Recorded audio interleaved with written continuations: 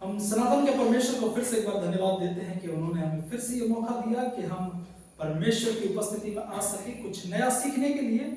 आज चूंकि हम जो सीखने वाले हैं, जो जानने वाले हैं, वो हम थोड़ा सा राम के विषय में आज बातचीत करेंगे, क्योंकि हम भारतीय हैं और हमें पता होना चाहिए कि हमारे जो भारतीय लोग जिन्हें विशेष करके ईश्वर करके मानते हैं, उनकी कथा थोड़ी सुनेंगे, उनके चरित्र के बारे में थोड़ा सीखेंगे, उनकी थोड़ी सी जानकारियां कुछ बटोरेंगे, जिससे कि हमारे जीवन में अंधकार का पर्दा जो है वो हट जाए और हमें ज्योति दिखाई दे।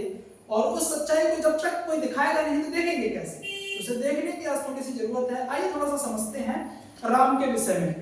सबकी परेशानियों से निकालने वाला, सभी चिंताओं से मुक्ति देने वाला ही परमेश्वर होता है। सभी प्रकार की परेशानियों से, चिंताओं से निकालने वाला ही परमेश्वर होता है। और जो खुद चिंता करता हो परमेश्वर हो ही नहीं सकता। सबकी चिंताओं को दूर करने वाले और सबकी नैया पार लगाने वाले राम क्या कहते हैं उसे सुनो। श्री वाल्मीकि रामायण युद्ध कांड उसके 4 श्लोक और उसकी 96 से 98 उसके जो शब्द हैं 96, 98 तक सिंधु घाटी के तट पर पहुंचकर सुग्रीव से राम क्या कहते हैं? राम कहते हैं हम सब लोग समुद्र के किनारे तो आ गए। अब यह मन में फिर से चिंता उत्पन्न हो रही है कि सामने तो महान सागर जल ही जल है, जिसका पार ही नहीं दिखाई देता। बिना किसी सूचित उपाय के सागर को पार करना हमारे लिए क्या है? असंभव है।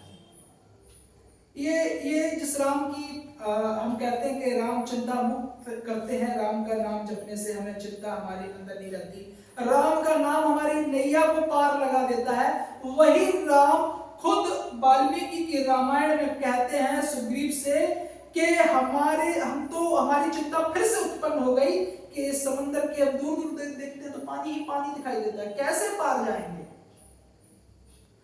तो राम भगवान है, फिर उनके लिए असंभव किस बात की? ये सवाल उठता है कि अगर राम भगवान ही हैं तो उनके लिए तो ये असंभव क्यों? उनके लिए तो संभव है। अरे समुद्र में से तो रास्ता परमेश्वर ने अपने नबियों से निकलवा दिया था। आप तो भगवान हो, आप तो भगवान हो। अगर आपको बाइबल में देखना है तो निर्गमन 14 और उसके 16 में आप पढ़ सकते हैं कि परमेश्वर ने मूसा से कहा कि तू उठ और अपनी लाठी को समुद्र की ओर दोनों हाथ बढ़ा के ऊपर कर, रास्ता निकल जाएगा। तो बात आती है कि भाई आप तो भगवान हैं, फिर आपके लिए चिंता किस बात की? समुद्र के तट सेना सहित ठहरे राम सीता के लिए शोक कर रहे हैं। जो चिंता मुक्त करने वाले हैं, जो लोगों की चिंता मुक्ति करते हैं, वो खुद चिंता कर रहे हैं, विलाप कर रहे हैं, रो रहे हैं। क्या कह रहे हैं? जरा ध्यान से सुनना कि क्या कह रहे हैं। दूसरों के आंसुओं को पहुंचने वाले राम खुद विलाप कर रहे हैं। विलाप कर भी रहा है तो किसके लिए, ये भी सुनो। श्री वाल्मीकि रामायण युद्ध कांड उसके 5 के 3, 4 और 5 में क्या लिखा है सुनिए। राम ने लक्ष्मण की ओर देखकर कहा जाता है कि शोक बीतते हुए समय के साथ स्वयं भी दूर हो जाता है, परंतु मेरा शोक तो अपनी प्राण बल्लभा को ना देखने के कारण दिनों दिन बढ़ रहा है। राम बोल रहे हैं लक्ष्मण से कि मैं अपनी पत्नी प्राण बल्लभा, मैं अपनी पत्नी को देख नहीं पा रहा हूं, इसलिए मेरा जो शोक है वो दिन पे दिन क्या हो रहा है? और बढ़ रहा है। मुझे इस बात का दुख नहीं कि मेरी प्रिय मुझसे दूर है, उसका अपहरण हुआ है, इसका भी मुझे दुख नहीं। मैं तो बार बार शोक में इसलिए डूब रहा हूं कि वो जीवित रहने के लिए जो अवधि नियुक्त कर दी गई है वो जल्द ही बीती जा रही है।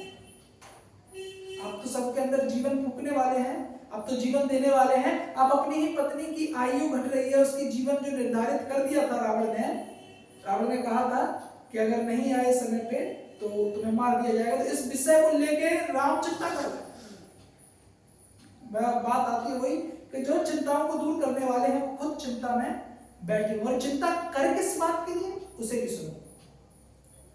काम इच्छा से भरे हुए राम ने लक्ष्मण से कहा। काम इच्छा का मतलब समझते हैं? हाँ? उनके अंदर काम इच्छा उत्पन्न हुई, राम के अंदर काम इच्छा उत्पन्न हुई। और वो लक्ष्मण से क्या कहते हैं? वो कहते हैं लक्ष्मण से, श्री वाल्मीकि की रामायण युद्ध कांड उसके 5:9 में लिखा हुआ है, कहते हैं सुमित्रा नंदन तुम यहीं रहो, मैं तुम्हारे बिना ही समुद्र के भीतर घुसकर सोऊंगा। किसके अंदर सोऊंगा? समुद्र के अंदर, क्योंकि उनके अंदर जो काम इच्छा है वो अग्नि जो है वो जल रही है। अब वो बोल रहे हैं क्या कि मैं समुद्र के अंदर जाके सोऊंगा। आगे क्या लिखा वो भी सुने। इस तरह जल में स्नान करने पर यह प्रज्वल प्रगमी प्रेमगिरी, प्रज्वलित प्रेमगिरी मुझे दुखद नहीं कर सकेगी। मतलब जो मेरे अंदर जो प्रेम की आग जो जल रही है वो पानी के कारण वो क्या होगी, वो आग बुझ जाएगी। प्रेम की आग शांत हो जाएगी। अगर सीधी भाषा में बात करें तो प्रेम की आग शांत हो जाएगी। ये पूजनीय है राम, इनकी बातें सुने। और क्या कहते हैं आगे वो भी सुने। युद्ध कांड, श्री वाल्मीकि रामायण युद्ध कांड उसके 5 के 12 और 13 में क्या कहते हैं उसे सुने। कहते हैं कब वह समय आएगा जब शत्रुओं को परास्त करके मैं कमल नयनी सीता को देखूंगा। जैसे रोगी रसायन का पान करता है उसी प्रकार मैं कब सुंदर दांतों और मनोहर होठों से सीता के प्रफुल्ल कमल जैसे मुख को कुछ ऊपर उठाकर चूमूंगा। ये राम है, ये राम का कैरेक्टर है। और ये बातें अपनी पत्नी के विषय में जो बातें हैं, जो गुप्त बातें हैं, वो अपने छोटे भाई के साथ शेयर कर रहे हैं, लक्ष्मण के साथ। और क्या कहते हैं उसे भी सुने। कृपया जो बातें लिखी है मैं वही बातें आपको बता रहा हूं, ना कुछ घटा रहा हूं ना कुछ बढ़ा रहा हूं। आप इन बातों का मतलब समझें और अगर ना समझ में आए तो अपने ग्रंथों में जाके पढ़ें।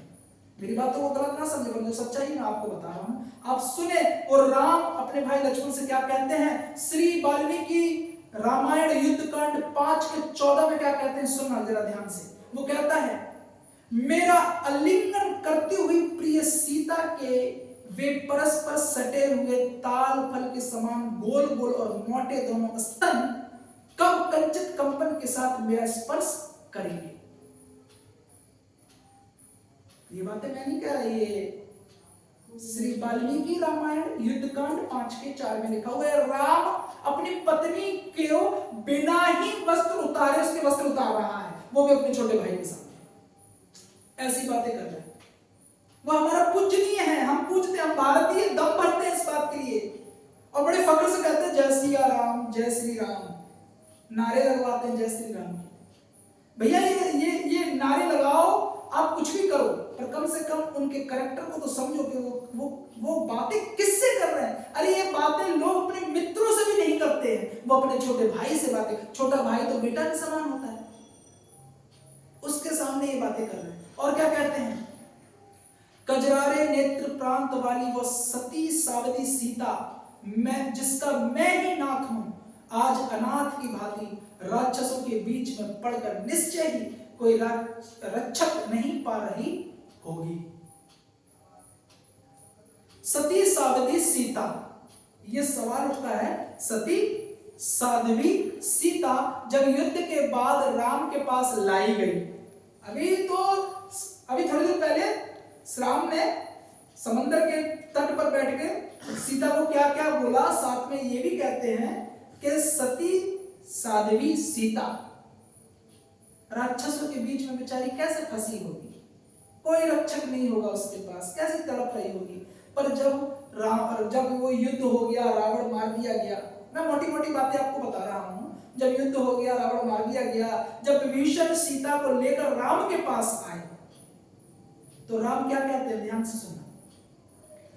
वाल्मीकि रामायण युद्ध कांड 115 उसके 17 से 23 तक में लिखा हुआ है, तुम्हारे चरित्र में संदेह का अवसर उपस्थित है।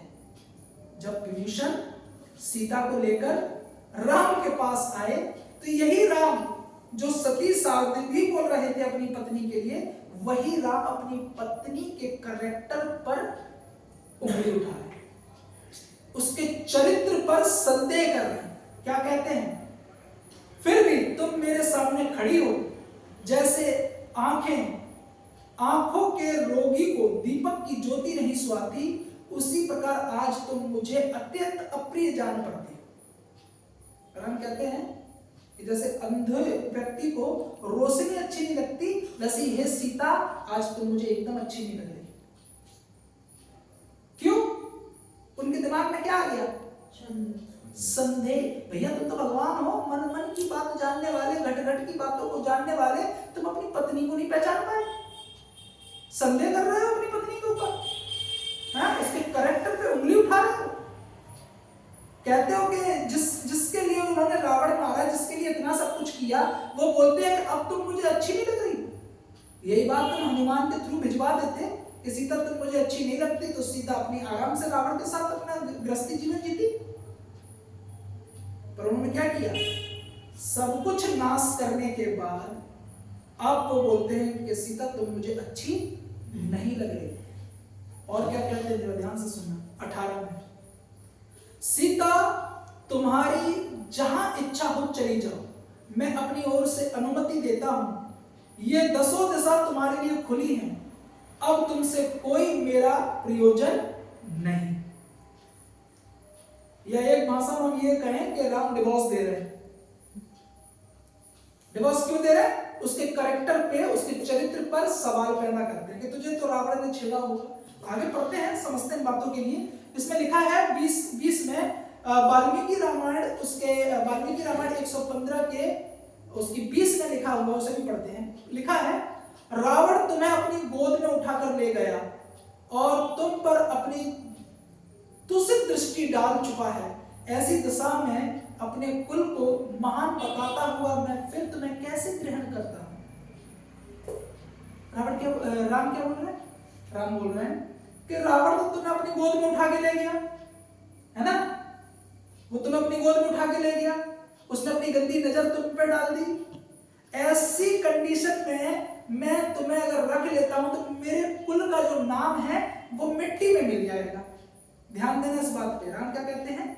मेरे कुल का नाम क्या किस में मिल जाएगा? मिट्टी में मिल जाएगा। मैं तुम्हें कैसे ग्रहण करूं?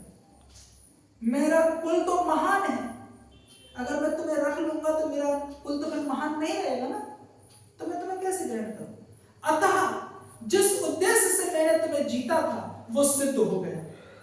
कहते हैं जिस उद्देश्य से मैंने तुम्हें जीता वो सिद्ध हो गया, मेरे कुल के कलंक का मर्जन हो गया, अब मेरी तुम्हारे प्रति ममता नहीं है, अतः तुम जहां जाना चाहो जा सकती हो।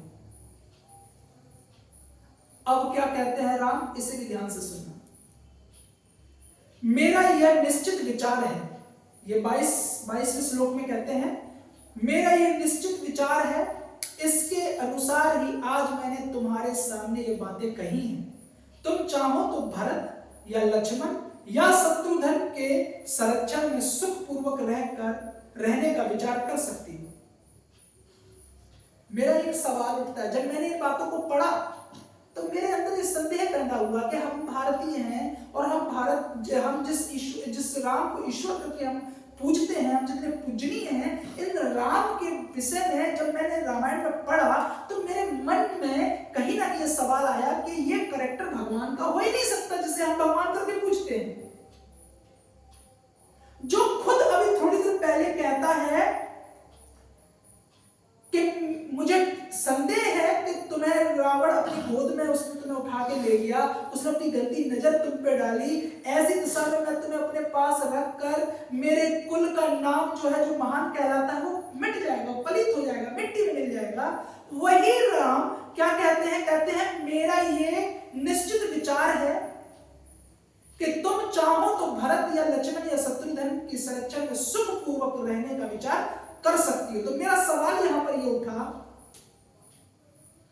कि भरत, शत्रुघ्न और लक्ष्मण का कुल कोई और है जो वो रख सकते हैं? भरत, लक्ष्मण और शत्रुघ्न का कुल कोई और है जो वो रख सकते हैं? फिर राम क्यों नहीं रख सकते? क्या उनका कुल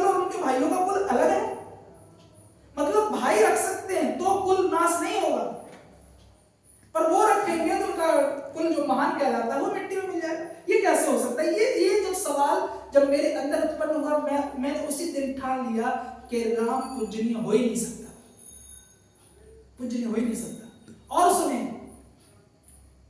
इसके 23वें श्लोक में क्या कहता है? 23वें श्लोक में लिखा है, सीते तुम्हारी इच्छा हो तो तुम वानर राज सुग्रीव अथवा राक्षस राज विभीषण के पास भी रह सकती हो।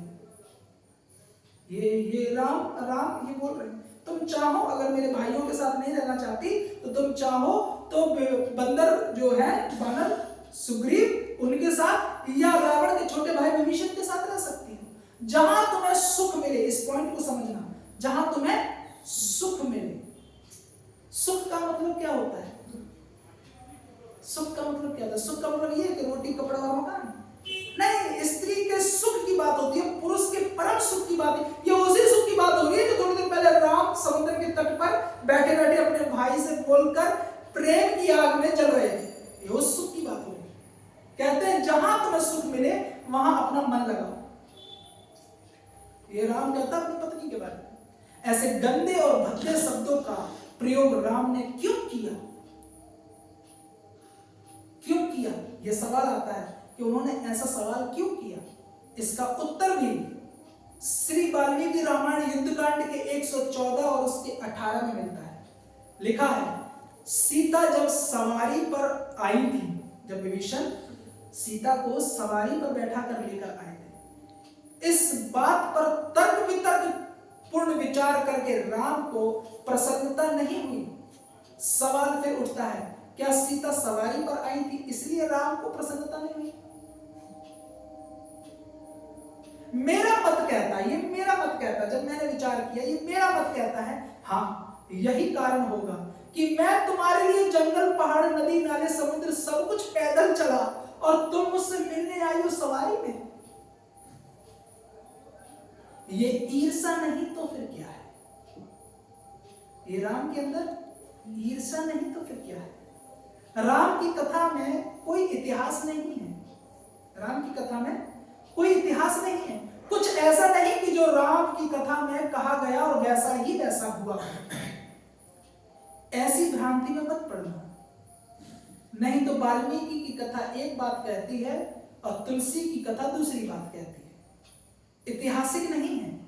जिस राम को नारायण समझकर पूजते हो उस राम को पता ही नहीं कि संसार में क्या क्या हुआ था, हो रहा है और होने वाला है। युद्ध के बाद राज्य लौटने पर जब महर्षि अगस्त्य जी राम से मिले तो कहा, क्या कहा उसे सुने। अगस्त्य जी जब राम से मिले, जब लौट कर आए तो क्या कहा वो सुने। श्री वाल्मीकि रामायण उत्तर कांडे उसका 1 का 28 में, युद्ध में आपके द्वारा जो रावण का संहार हुआ वह कोई बड़ी बात नहीं है, परंतु लक्ष्मण के द्वारा जो रावण पुत्र इंद्रजीत का वध हुआ वही सबसे बढ़कर आश्चर्य की बात है।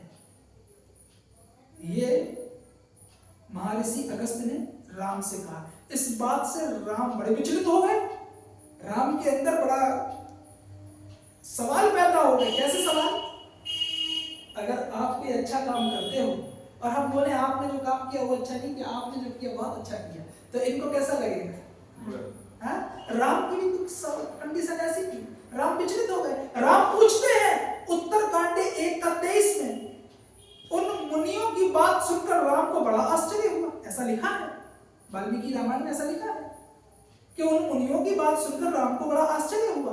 वे हाथ जोड़कर पूछने लगे, रावण तथा कुंभकर्ण दोनों ही महान बल पराक्रम से संपन्न थे, उन दोनों को लांघ कर आप रावण पुत्र इंद्रजीत की प्रशंसा क्यों करते हैं?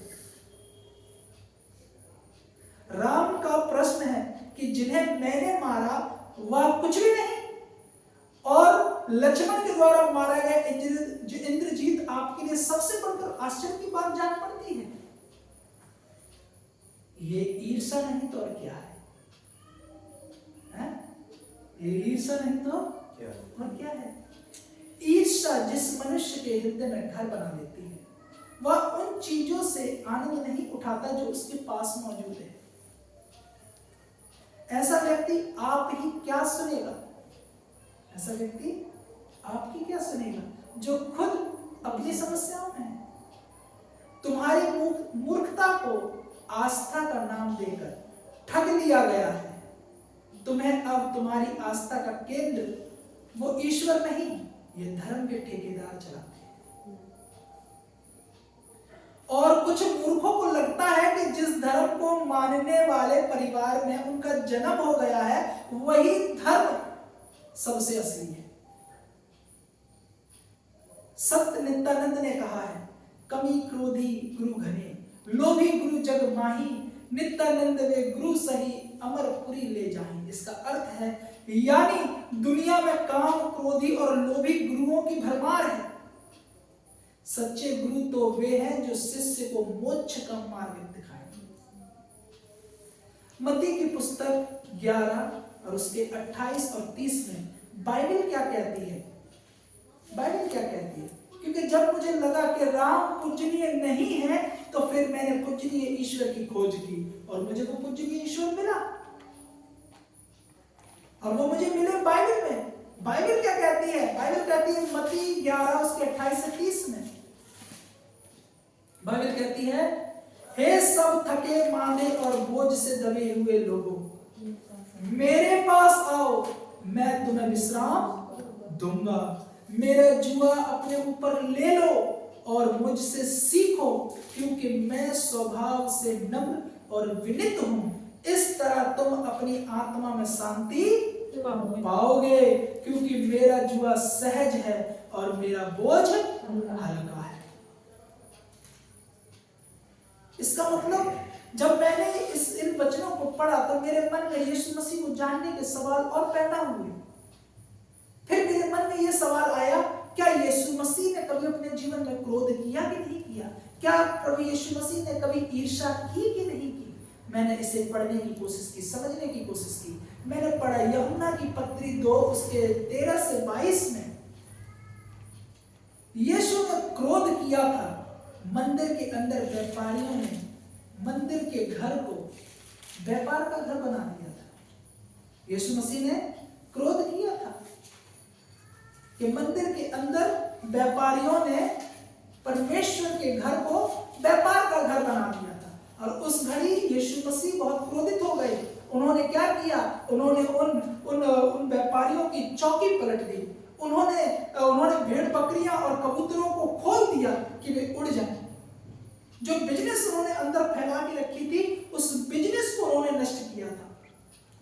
उनका क्रोध जो था वो क्रोध उनका ईश्वर के प्रति था कि भाई ईश्वर के राज्य को तुम व्यापार का घर मत बनाओ। अपने लिए कोई क्रोध नहीं था उनका। उनकी अपनी व्यक्तिगत लड़ाई किसी के साथ नहीं थी। यूहन्ना की पत्री जब 2:17 पढ़ते हैं तो उसमें लिखा है, उसका क्रोध शुद्ध और संपूर्ण रूप से न्याय संगत का था, क्योंकि उसे मंदिर की पवित्रता और आराधना का ध्यान था। यीशु के क्रोध की उचित अवधि थी। उसने अपने क्रोध को कड़वाहट में परिवर्तित नहीं होने दिया। यीशु मसीह ने क्रोध किया पर उस क्रोध में कभी प्रभु यीशु मसीह ने उसमें कड़वाहट नहीं आने दी। उसने किसी के प्रति कोई ईर्ष्या को अपने हृदय में नहीं रखा। यीशु मसीह को जब मैंने समझने की कोशिश की तो यीशु मसीह ने जो क्रोध दिखाया था वो क्रोध था प्रभु के राज्य में व्यापार को बना रहे थे। पर यीशु मसीह ने कभी किसी के बारे में ईर्ष्या नहीं की अपने मन में। यहां तक कि यीशु मसीह को क्रूस पर चढ़ाने वाले लोगों को भी यीशु ने कहा, पिता इन्हें क्षमा करें, इन्हें नहीं पता ये क्या करें।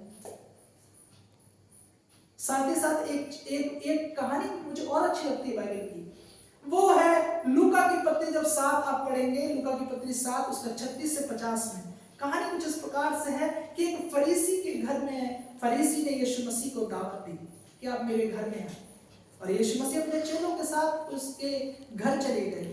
तो जब यीशु मसीह वहां खाने के लिए बैठे तो पूरे नगर की एक व्यभिचारी स्त्री थी।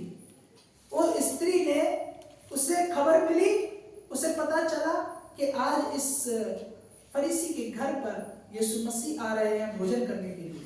तो उसने क्या किया, वो संगमरमर के पात्र में इत्र लेकर आई और वो पीछे से आई। यीशु मसीह बैठे हुए थे पीछे पैर करके, घुटनों के थ्रू यीशु मसीह बैठे हुए थे तो पैर पीछे थे। वो बेचारी बड़ी चुपचाप आई और पीछे से आके यीशु के पैरों पे उसने उस संगमरमर के पात्र में जो इत्र था उसे डालकर अपने बालों से पोंछने लगी। वो जो व्यक्ति था फरीसी, वो मन ही मन सोचने लगा, वो सोचने लगा कि ये कैसा व्यक्ति है, अगर ये सचमुच ईश्वर का रूप है तो इसे पता होता कि जो स्त्री से छू रही है वो कौन है। यीशु मसीह जो मनों को जानने वाला था, वो उस व्यक्ति से कहते हैं, मैं तुझसे पूछता हूं किसका ज्यादा माफ किया जाएगा, जिसका ज्यादा है उसका या जिसका कम है उसका।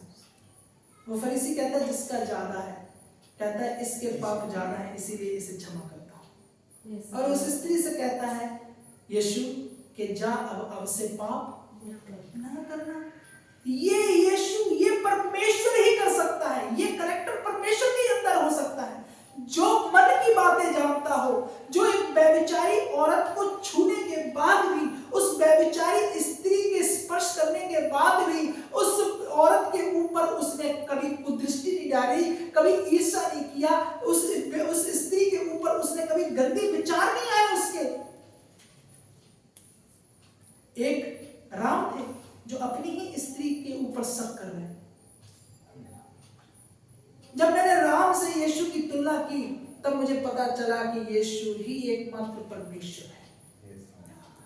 क्यों? क्योंकि परमेश्वर को हर एक बात की चिंता होती है, परमेश्वर हर एक चीज का निवारण करते हैं। पहला पत्रस 5:7 में बहुत अच्छे से लिखा हुआ है, वहां लिखा हुआ है अपनी सारी चिंताएं उसी पे डाल दो, अपनी सारी चिंताएं उसी पे डाल दो क्योंकि उसको तुम्हारा ध्यान है। अपनी सारी चिंताएं अपने प्रभु यीशु मसीह पे डाल दो, उसे तुम्हारा ध्यान है। अपनी सारी चिंताएं ऐसे में मत डालो जो खुद समुद्र के तट पर बैठ के चिंता में डूबा पड़ा है। अपनी सारी चिंताएं उस जीवते एकमात्र परमेश्वर प्रभु यीशु मसीह के हाथों में डाल दो। वो धर्म नहीं बदलता, वो जीवन बदल देता है। उसने मेरा जीवन बदला, उसने मेरे जैसे न जाने कितनों के जीवन बदले हैं। मेरे प्रियो, आप भी एक बार प्रभु यीशु मसीह के पास आकर देखो, वो धर्म नहीं बदलता, वो जीवन बदल देता है। सो परमेश्वर आप सबके साथ हो, प्रभु यीशु मसीह के नाम में।